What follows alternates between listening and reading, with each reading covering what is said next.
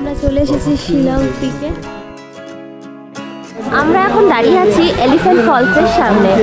এটা হচ্ছে 3rd stage. মেঘলাই হচ্ছে মেঘালয় তুমি ঢুকলে চেরাপুঞ্জি, এগুলো কিন্তু সব মেঘ। এখন এখানে অল্প করে বৃষ্টি শুরু হয়।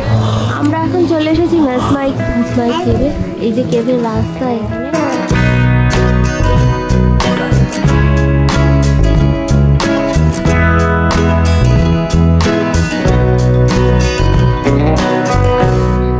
Good morning everyone. নতুন একটা দিনে নতুন একটা ব্লগ আপনারা দেখবেন। আজকে 27th of March, আজকে থার্সডে, আমাদের ডে 4 ইন মেঘালয়। তো আজকে শিলংয়ে থেকে আমরা বেরিয়ে যাচ্ছি চেরাপুঞ্জির উদ্দেশ্যে।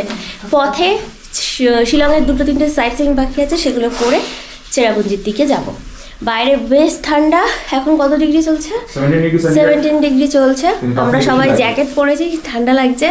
এবার চেরাপুঞ্জিতে বৃষ্টি পাবো কিনা জানি না, কালকে ওয়েদারটা খুব খারাপ ছিল।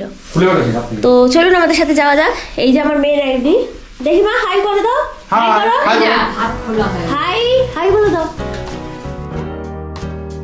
আমরা আমাদের হোমস্টেকে বাই বলে এবার বেরিয়ে যাচ্ছি। ভাই আর কত উঁচু, একটা বেজে গেছে। আমরা বেরিয়ে পড়েছি চেরাপুঞ্জির উদ্দেশ্যে।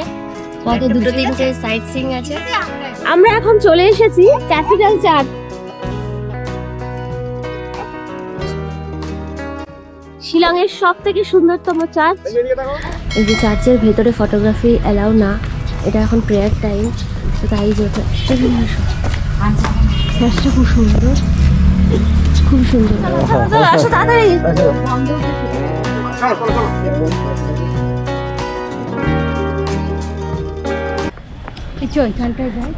এটা হচ্ছে ক্যাথিড্রাল চার্চের ওপরটা, খুব সুন্দর।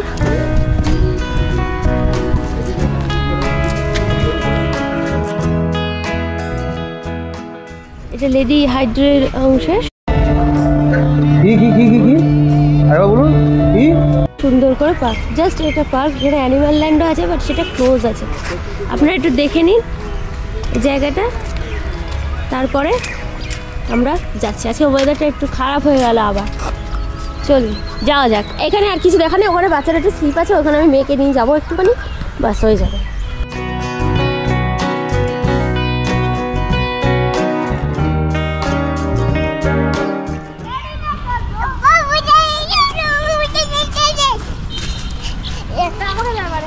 শিলংয়ের অন্যতম বৈশিষ্ট্য হলো পাইন গাছ, যা শিলংয়ের স্থায়ী প্রকৃতির প্রমাণ। হাসি পাইনের আধিপত্য শিলংয়ের ভূদৃশ্য এবং পার্শ্ববর্তী মালভূমির একটি সুনির্দিষ্ট বৈশিষ্ট্য, যেখানে এটি বিস্তৃত উপক্রান্তীয় পাইন বন গঠন করে। শিলংয়ের পাইন বনের মধ্যে দিয়ে হেঁটে যাওয়া মানে একটি শান্ত অভয়ারণ্যে পা রাখা। শিলং পিক, যেখানে পাইন গাছ জন্মায় এবং যেখানে উইলো গাছ গান গায়। আমরা এখন শিলং পিকে চলে এসেছি। এটা কালকে বন্ধ থাকা আমাদের মধ্যে ছিল না। এখানে সকাল 8:50-এ খোলে, 3:50-এ বন্ধ হয়ে যায়। এখান থেকে গাড়ি করতে হবে পার হেড 100 টাকা করে। আমাদের 400 টাকা লাগছে। এন্ট্রি ফি 50 টাকা। এন্ট্রি ফি লাগছে 50। মানে এন্ট্রি ফি লাগছে 50 টাকা, আর 20 টাকা হচ্ছে বাচ্চার জন্য, চাইল্ড। আর ট্রান্সপোর্টেশন ফি 200 টাকা। টোটাল 400 টাকা লাগবে, প্লাস আইডি প্রুফ। প্রত্যেকের আইডি প্রুফ লাগবে। এখান থেকে 2 কিলোমিটার এরকম গাড়িগুলো দিয়ে দেবে।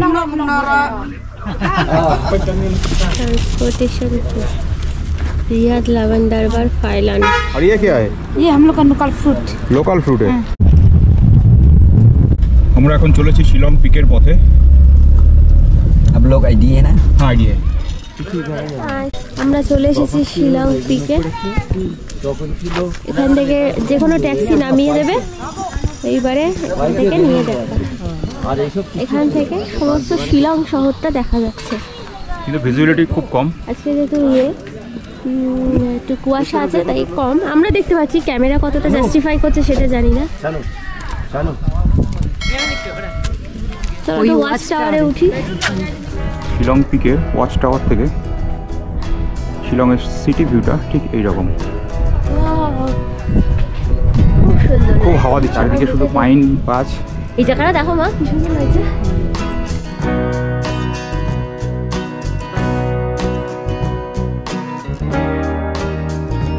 এবার আমাদের next destination elephant falls. It's about 15 to 20 minutes.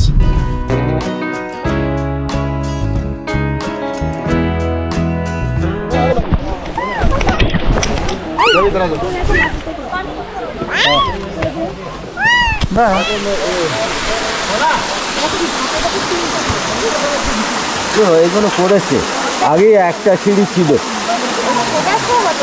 আমাদের দেখা প্রথম ফলস।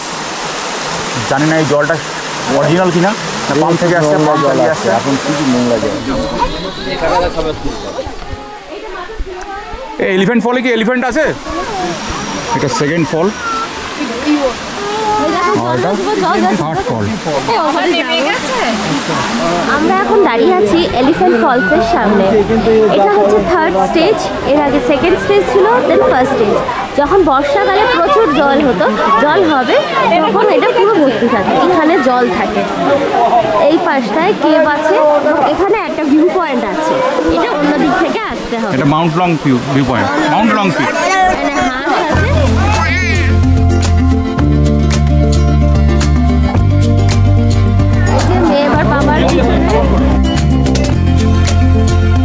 আমাকে সাপোর্ট দাও। এই দেখুন খাসি আসছে ক্যারি করে, আর সামনে গাঢ় ভিডিও করছে।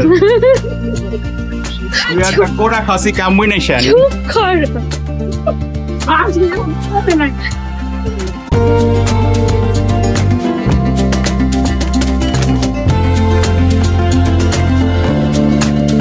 এখান থেকে সিকিউরিটি চেক হয় 100 টাকা করে পার হেড, কিন্তু কোথাও কোনো চেকিং হয় না।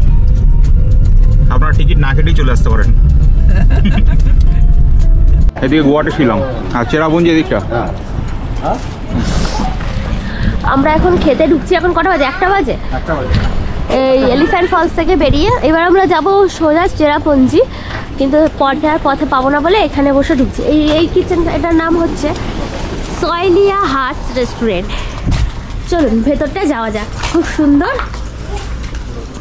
পরিবেশটা, খুব ভালো। এটা কিচেন আছে, এদিকটা উপরে মনে হয় আরও ওদের রিসর্ট মতন আছে, হয়তো রেস্টুরেন্ট আছে, আর এখানেই বসার।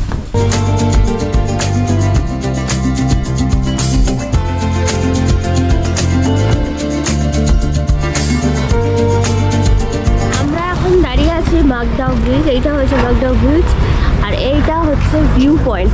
এইটা রাস্তা যাওয়ার, বললো এখান দিয়ে যাওয়ার, ভিউ পয়েন্ট যাওয়ার। অনেকটা নামতে হবে, নেমে ওখানে নদী আছে, ফলস আছে, সেটা দেখতে ভালো লাগবে। ওই যে খাতটা দেখছো ফলস, কিন্তু এখন যেহেতু জল কম তুমি অতটা পাবে না। ওইখানে ভিউ পয়েন্ট মেঘলা, এই হচ্ছে মেঘালয়। তুমি ঢুকলে চেরাপুঞ্জি, এগুলো কিন্তু সব মেঘ, সব মেঘ। আর ওইটাও হচ্ছে রোপওয়ে। এখন এখানে অল্প করে বৃষ্টি শুরু হয়ে গেছে, অল্প অল্প করে পড়ছে, মেঘের মধ্যে দিয়ে যাচ্ছি, ঠান্ডা আছে। এক্ষুনি জিপ লাইন করে এলো দুজন, ওই যায়।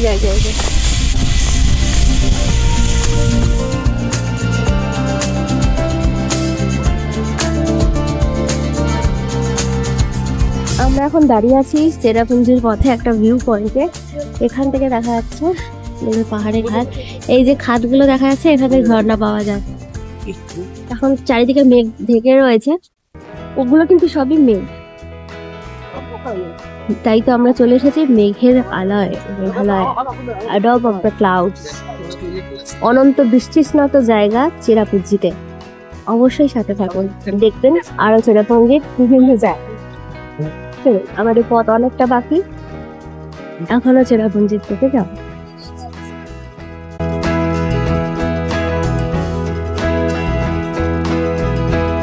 চেরাপুঞ্জি শিলং থেকে প্রায় 54 কিলোমিটার দূরে অবস্থিত, প্রায় 2 থেকে 2-2.5 ঘন্টার জার্নি।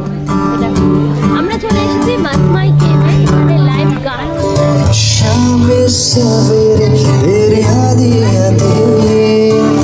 ভারতের মেঘালয় রাজ্যের পূর্ব খাসি পাহাড়ে অবস্থিত সোহরা, যার অপর নাম চেরাপুঞ্জি, যা ঐতিহাসিকভাবে পৃথিবীর সবচেয়ে বৃষ্টিবহুল স্থান হিসাবে বিখ্যাত।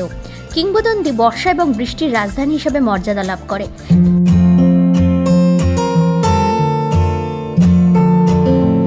আমরা এখন চলে এসেছি মাসমাই কেভে। এই যে কেভের রাস্তা, এখানে বাচ্চা নিয়ে যাওয়াটা একটু রিস্কি। ভেতরে অন্ধকার, লাইট আছে, জানি না যাবো না, এখনো কিছু ঠিক হয়নি। যদি যাই আপনাদের নিয়ে যাবো। তো বর্ষাকালে এইগুলো সব জল থাকে। মেঘালয়ের চেরাপুঞ্জির জয়ন্তিয়া পাহাড়ে অবস্থিত মাউসমাই ভারতের দীর্ঘতম গুহা, যার দৈর্ঘ্য প্রায় 150 মিটার। গুহাটি অনন্য চুনাপাথরের গঠন ও ভূগর্ভস্থ করিডোরের জন্য উল্লেখযোগ্য। চেরাপুঞ্জির একটি জনপ্রিয় প্রাকৃতিক স্থান। মাউসমাই কথাটি খাসি ভাষা থেকে এসেছে, যার মাও অর্থাৎ পাথর এবং স্মাই অর্থাৎ শপথ। গুহার ভিতরে স্ক্যালাকাইটাইট এবং স্ক্যালাগমাইট গঠন দেখার মতন। গুহাটি ঢোকার জন্য টিকিট লাগে। এটি সকাল 9:30 থেকে বিকেল 5:30 পর্যন্ত খোলা থাকে। এখন বাজে সন্ধ্যে 5:17। আমরা এখন দাঁড়িয়ে আছি নংস্থিংথাং বিয়ং পয়েন্ট। এই ফলটাকে 7 সিস্টার ফলস বলা হয়। এই যে দূরে দেখতে পাচ্ছেন পুরো ফলসের ধারা, 7টা ধারা, যা 7টা স্টেটকে ডিনোট করছে।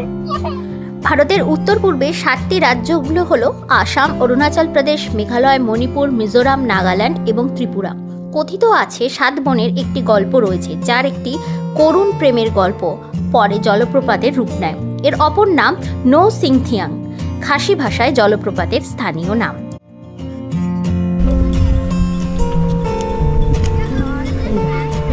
এই হচ্ছে ভিউ পয়েন্ট।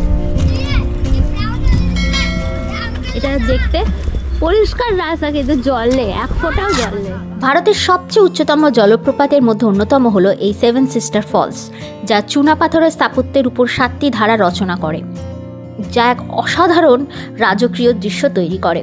তবে এই জলপ্রপাতটির প্রকৃত রূপ দেখতে হলে আসতে হবে বর্ষার সময়, জুন থেকে সেপ্টেম্বর। এখন বাজে 6টা। আমরা চেরাপুঞ্জিতে রয়েছি। আমাদের পরপর 3টে স্পট দেখা হয়ে গেছে।